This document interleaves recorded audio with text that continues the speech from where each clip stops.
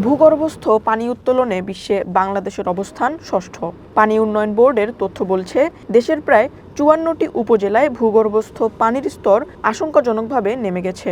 লবণাক্ততার কারণে পানি সংকটে উপকূলের কোটি মানুষ। রাজধানী ঢাকার অবস্থা আরও ভয়াবহ।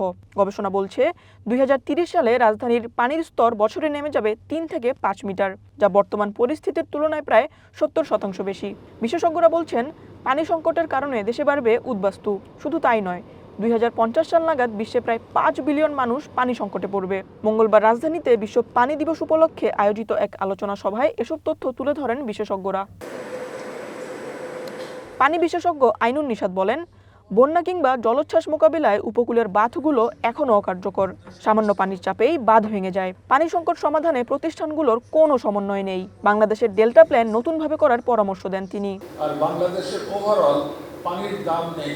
বাজারে গেলে সবচেয়ে সস্তা জিনিসটাকে আমরা বলি পানির দামে বিক্রি হচ্ছে, কিন্তু পানির দাম কিছুদিনের মধ্যেই বোঝা যাবে যে পানিটা কত মূল্যবান।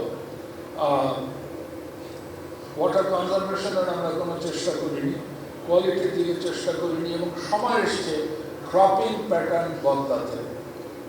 এই এখনকারকে আউসামন বড়, যেটা ধরে আমরা ডিজাইন করি, পানি উন্নয়ন বোর্ডের কাজকর্ম করি, আমিও করেছি তাদের সাথে, সেইগুলো এখন কিন্তু নেই। আর বাংলাদেশ যদি উন্নতি করতে চায়, অবশ্যই করতে চায়, তাহলে কর্মসংস্থান করতে হবে, ইন্ডাস্ট্রিয়ালাইজেশন করতে হবে। ইন্ডাস্ট্রিয়ালাইজেশন আটকে যাবে, দক্ষ জনশক্তি, অর্থ ইত্যাদি বহু যুক্তি দিতে পারে, কিন্তু কিছুদিন পরে আটকে যাবে পানির অভাবে। পানি সম্পদ প্রতিমন্ত্রী ফরহাদ হোসেন আজাদ বলেন, পানির অপচয় রোধ করতে হবে। এজন্য জনগণকে সতর্ক হতে হবে। এখনই ব্যবস্থা না নিলে এই সংকট আরও বাড়বে বলে মনে করেন পানি প্রতিমন্ত্রী। আছে প্রায় ৫৪টা নদী ভারতের সঙ্গে আমার সম্পৃক্ত। এই বিষয়গুলো এবং উত্তরাঞ্চলকে মরুমুক্ত রক্ষা করা, এবং এর পাশাপাশি আমাদের যে পানির প্রবাহমান, বিশেষ করে আমাদের যেগুলো সমুদ্রের পাশাপাশি যে জেলাগুলো আছে, সেগুলোতে লবণাক্ত বেড়ে যাচ্ছে, সেগুলোর জন্য আমরা সম্মিলিতভাবে আমরা সেগুলোর জন্য প্রতিকার করতে পারি, এবং আমরা সেই পানির প্রবাহ এবং পানির সাম্যতা যেন বজায় রাখতে পারি। পানি সম্পদ মন্ত্রী শহীদউদ্দিন চৌধুরী অ্যানি বলেন, গেল কয়েক বছরে দেশ অনেকটা পিছিয়ে গেছে। অনিয়ম দুর্নীতির মাধ্যমে টাকা পাচার করা হয়েছে। স্বচ্ছতার মাধ্যমে পানি সংকট মোকাবিলায় খাল খনন কর্মসূচি হাতে নেওয়া হয়েছে। এক্ষেত্রে কোনো ধরনের দুর্নীতিকে প্রশ্রয় দেওয়া হবে না বলে হুঁশিয়ারি দেন তিনি।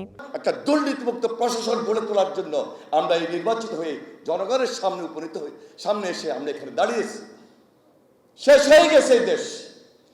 এই দেশ এই দেশের মধ্যে নাই। এই দেশ থেকে হাজার হাজার কোটি টাকা লুটপাট হয়েছে। এই দেশ থেকে কিভাবে তছরূপ হয়েছে, কিভাবে একটা বেড়িবাঁধ দিবেন, একটা প্রজেক্ট, সেই প্রজেক্ট ডাবল প্রজেক্ট হয়েছে। খাল খনন পুনঃখনন হয়ে ২টা ৩টে প্রজেক্ট হয়ে টাকা তছরূপ হয়েছে। আমরা দেখছি, মিডিয়াতে এসেছে, প্রচার মাধ্যমে এসেছে, সোশ্যাল মিডিয়াতে এসেছে। আলোচনা সভায় উঠে আসে, ঢাকার আশপাশের নদীগুলো দূষিত হওয়ায় বাস্তুতন্ত্রের ওপর নেতিবাচক প্রভাব পড়ার আশঙ্কা রয়েছে। Tanjin Akter, one news, Dhaka. Arsenic এবং আয়রনের যে সমস্যা